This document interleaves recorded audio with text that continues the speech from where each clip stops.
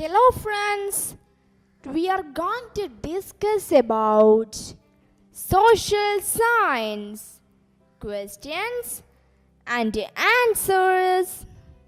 Chapter 4, Tribal Dikus and the Vision of a Golden Age. Question: what problems did shifting cultivators face under British rule?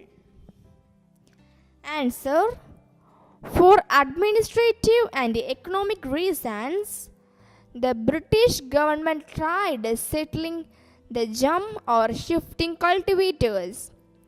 However, settled plough cultivation did not prove to be helpful to these jump cultivators.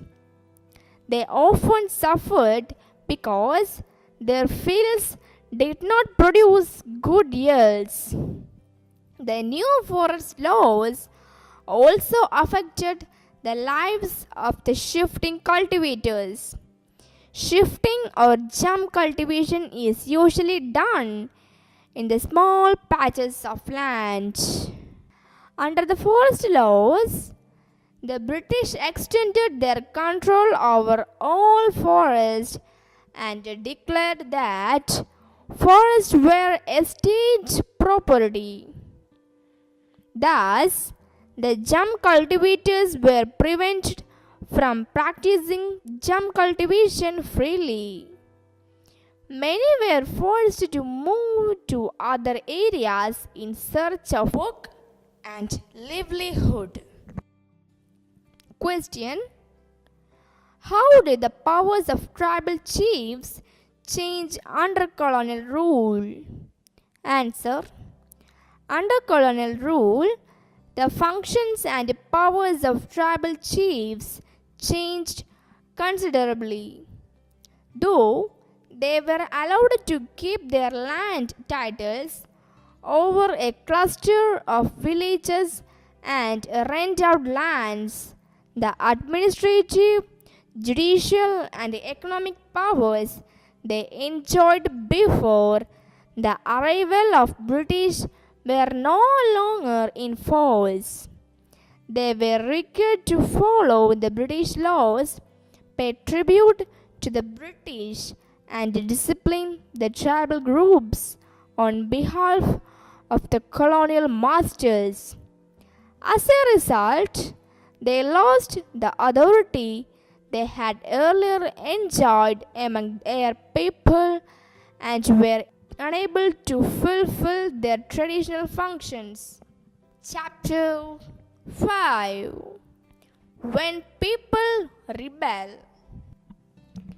Question: what objections did the sepoys have to the new cartridges that they were asked to use? Answer: the new cartridges were suspected of being coated with the fat of cows and pigs.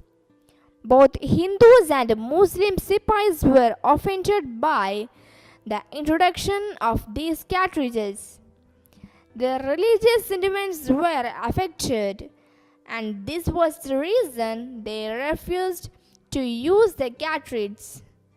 They felt that the British were trying to insult to their religions. Question: how did the British succeed in securing the submission of the rebel landowners of Awadh? Answer: during the revolt, the defeat of the British forces in a number of battles caused a number of uprisings against the British in various Indian states. A widespread popular rebellion developed in the region of Awadh in particular. The villagers took to arms and the landlords led them. After the defeat of the rebel forces, the British had a two-pronged strategy to suppress the rebels, and the rebellion. On the one hand, they tried and hanged a number of rebel leaders who had challenged their authority and could serve again in the future. On the other hand, they tried their best to win back the loyalty of the people. They announced a reward for loyal landowners. They were assured that they would be allowed to continue to enjoy traditional rights over their lands. Those who had rebelled were told that if they submitted to the British and if they had not killed any white people, they would remain safe and their rights and claims to land would not be denied. Chapter 6: Colonialism and the City. Question: what is meant by de-urbanization? Answer: for administrative purposes, the British divided colonial India into 3 presidencies, which in turn led to the rise in the importance of the presidency cities of Bombay, Madras, and Calcutta. These cities became the centers of British power in the different regions of India. New factories came up, trade developed. At the same time that these cities were expanding, the towns and cities that manufactured specialized goods declined due to a drop in the demand for what they produced. All the trading centers and ports could not survive when the flow of trade moved into new centers.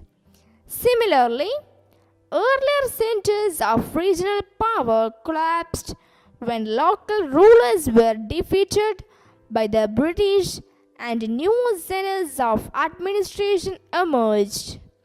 This process is described as de-urbanization. Okay, I hope all of you understood this. Okay, bye friends.